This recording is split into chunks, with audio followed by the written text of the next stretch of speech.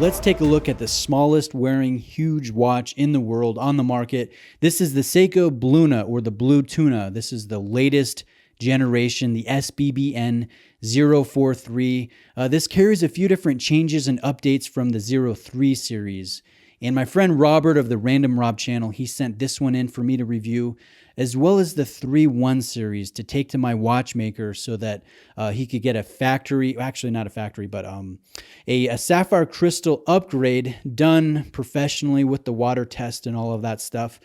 Sadly, that has turned kind of into a debacle. There's been issues, mechanical issues with the movement. The crystal times crystal doesn't fit the watch. It's totally the wrong size. So we'll probably talk about that in a separate video. But Robert sent in 2 tunas, and I've been most excited about this latest generation of the tuna. I think visually, this is the one that excites me the most. It gives me those nostalgic feelings that I remember when Seiko used to be a great value proposition, where they had original designs with history, with nice execution and materials, and I could just easily get excited about what Seiko was producing. I think in recent years, they've really fallen off of the pedestal, so to speak, in the eyes of the watch enthusiast community. They're not the kings that they used to be of the value or the entry-level segment. And that's kind of a sad thing. I say that as a fan of Seiko, or a self-proclaimed Seikopath. So let's talk about this Bluna. Let's talk about the details, the changes, and I'm going to hopefully try to explain why I think this is the only modern Seiko diver in the 2021 lineup that's not a Grand Seiko that I confidently would recommend to someone to purchase over the other models, over the Willard, over the 62 MAS, or a Monster or a Sumo. I think this is where the best value is to be found, even though the price for this, it's rising like all other Seikos. This now is a $1,450 retail watch, which, if you've been a fan of Seiko for a number of years, you remember the days where tunas were under $1,000, and now it's in the mid 1,000s. It's pricey, yes, but I think this is the one to get, and let's get to the details. Again, like I mentioned, this is the smallest wearing huge watch in the world. There's something about this. It doesn't make sense until you handle it in person and put it on wrist. Then you get it, but it wears really comfortably for being such a hockey puck, really in shape.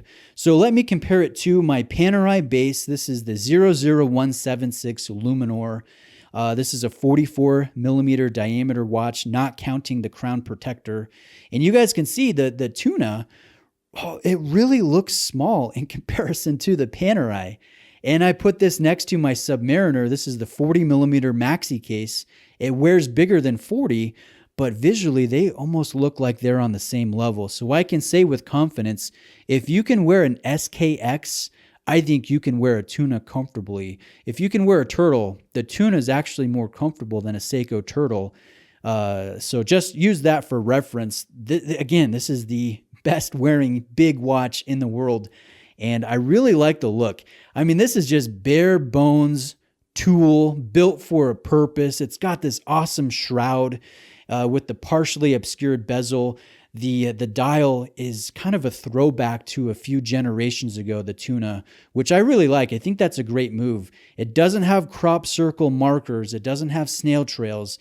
The hands, they're not brushed. They don't give off that Grand Seiko vibe. But I look at this and something about it works really well. It's legible. It's simple. There's high levels of contrast. It's built to do a job, which is professionally dive. And there's something about that is just so alluring as a watch fan, as a fan of dive watches. And so the tuna, it debuted in 1975. So you look at this and maybe you can see some of those funky design elements of the era. The original reference was the 6159-7010. And you guys can see side by side, the evolution of the design really hasn't changed all that much over the decades. And I think that is a hallmark of a good design. When you get it right the first time, all you have to do is refine and upgrade over the years. You don't have to go through drastic design changes and generations. And so I think there is some strength to that history. The 7C46 quartz movement that is within this Bluna, it was designed for the tuna back in 1975, specifically for this watch. And I like that. It's a lot of money to spend on a quartz watch. I will say that. And especially in recent years, as the prices have been going up, it's a lot of money to spend on a quartz. So let's talk about the movement, because it's a big part of this watch. It's a big part of why this is a tool watch, a no-nonsense knock-around watch that you can basically do any activity in without worry. It's not a run-of-the-mill quartz. It's not a cheap quartz. It's not particularly beautiful to look at, and I'll drop in a few pictures and clips of the movement. This is the guts, actually, of the 031 when my watchmaker was attempting the swap of the crystal times sapphire crystal. So you guys can see it's nothing really special to look at, but it does carry a 7-jewel gear train. It is accurate to a window of plus or minus 15 seconds per month, and that is enabled by the fact that this carries an inhibition circuit. So every 10 ticks or movements of the seconds hand, that circuit will adjust the length of travel for the next tick to compensate for the deviation. So let's say it's not quite going to the next index, it's just a very small amount off. And if you add that up over, a number of hours, then your watch is not going to be keeping the proper time. That inhibition circuit will compensate for that or adjust the length either or longer or a little bit shorter. And I think that's really nice. And so that happens every 10 ticks here with the 7C46. Now this carries a 5-year battery life, which is pretty decent. You look at a Grand Seiko, it's about 2 years on a battery swap on a Grand Seiko caliber. This is 5 years. I like that. And if you look at the date, this carries the day and the date. We have 2 different languages for the day, kanji and English. I love seeing the kanji date wheel. That is fantastic. I love seeing that on a JDM watch personally. But you guys will notice this has a slow transition when it comes to the carryover at midnight. So it starts a little bit before midnight and it finishes a couple hours afterwards. So it's not an instantaneous date changeover like you get with many quartz. Like the Grand Seiko is just fractions of a second, which is impressive. This kind of is slow like you would find on a Seiko mechanical movement. This carries a sapphire crystal, which I think is great. This is long overdue. That Seiko should have been doing this 10 years ago, and it's better than the previous generation. It's flat on the top and carries a nice dramatic dome or curve on the underside with anti-reflective treatment. So this will not get reflective as you're diving with this underwater. It's gonna be legible from an oblique angle. I think it's really, really nice and a welcome upgrade on this 4 series. Now let's talk about the things that I think are a little bit disappointing.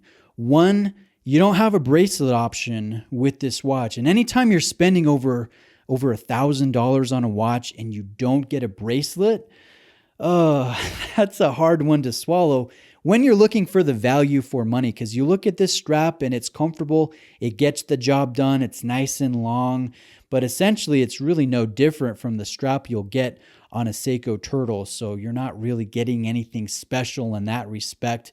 You look at the 03 series, the 031 came with a Marine Master style bracelet with the adjustable clasp. I think that Seiko should have included that as an option, not as an option, but as a standard thing with an additional rubber included. I don't think it would. They're being a little cheap. They're really cheapening the way they're. Guys, keep in mind, they're a business. They're not here to placate the Seikopaths. They're here to make money. And so I can gripe about it, but at the end of the day, things aren't going to change really. So I'm a little bit miffed about the bracelet. And the other thing I'm a little bit miffed at is the fact that we don't have Marine Master on the dial.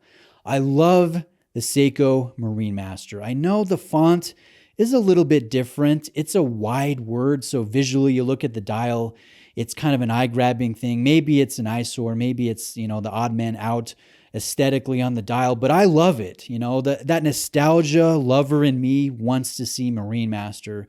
So it's just sad that there is no Seiko diver in the product catalog now in 2021 that carries that designation.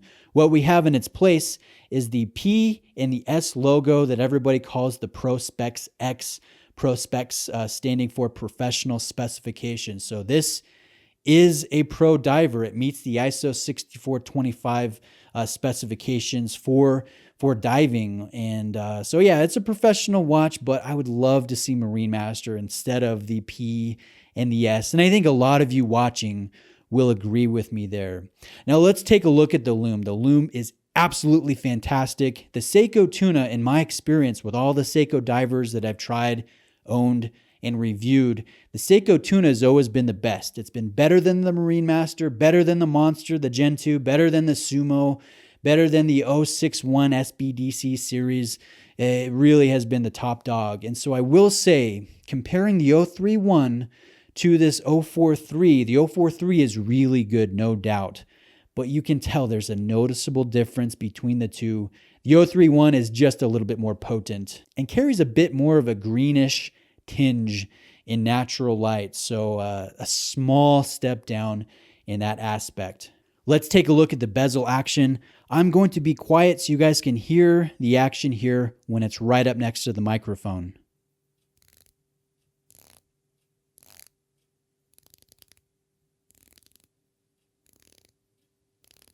As you guys can tell, it's pretty good. It's better than the previous generation. It's easier to turn. It has a more luxurious feel, if that makes sense, which might be counterintuitive because this is not a luxury diver. This is a tool diver in the bare sense of the word, but it has a more satisfying action. It is easier to turn.